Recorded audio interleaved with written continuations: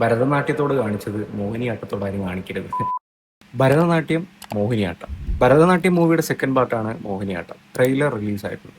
സൈജു കുറുപ്പിന്റെ മൂവിയാണ് ഭരതനാട്യം. നമ്മളെല്ലാവരും കണ്ടതാണ്. വളരെ ഫൺ ആയിട്ടുള്ള ഒരു മൂവി തന്നെയായിരുന്നു ഭരതനാട്യം. ഒരു ഡാർക്ക് കോമഡി മൂവിയായിരുന്നു ഭരതനാട്യം. അതേപോലെ തന്നെ ആയിരിക്കും മോഹിനിയാട്ടം എന്ന് എടുത്തു പറയുന്ന ഒരു ട്രെയിലറാണ് റിലീസായിട്ടുള്ളത്. Recent one of the best trailer cuts ആണ് കണ്ടത്. അതുപോലെ തന്നെ വാഴ 2 രണ്ട് ട്രെയിലറും കട്ട് ചെയ്തിട്ടുള്ളത് ലിൻഡോ കുര്യനാണ്. സോ എടുത്തു പറയേണ്ട കാര്യമില്ലല്ലോ. ഭരതനാട്യം നല്ലൊരു മൂവിയായിരുന്നു. പക്ഷെ അത് ഡിസേർവ് ചെയ്ത സക്സസ് ആ മൂവിക്ക് കിട്ടിയില്ല. ബട്ട് OTT റിലീസായതിനു ശേഷം ഓഡിയൻസ് അതിനെ ഏറ്റെടുക്കുകയും അതിനെ തുടർന്നാണ് നമുക്ക് മോഹിനിയാട്ടം എന്ന മൂവി കിട്ടാൻ പോകുന്നത്. And the OGs are back. Jagadish ഏട്ടൻ, Suraj Venjaramoodu, Saiju കുറുപ്പുണ്ട്.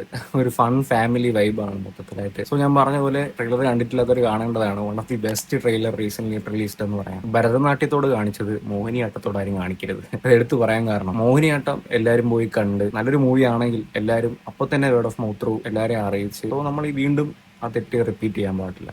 Mohiniyattam is releasing on April 10th. അതേ ദിവസം തന്നെ റിലീസാവുന്ന വേറൊരു മൂവിയുണ്ട്, പള്ളിച്ചട്ടമ്പി. ടൊവിനോയുടെ മൂവിയാണ് പള്ളിച്ചട്ടമ്പി. ഈ രണ്ട് മൂവിയും ഒരേ ഡേറ്റിലാണ് റിലീസ് ആവുന്നത്. രണ്ടും എല്ലാവരും ഒരുമിച്ച് തിയേറ്ററിൽ പോയി കണ്ട് എൻജോയ് ചെയ്യാൻ പറ്റുന്ന മൂവീസ് ആണ്. ഹോപ്പ് രണ്ട് മൂവിയും അടിപൊളിയാവട്ടെ. Signing off.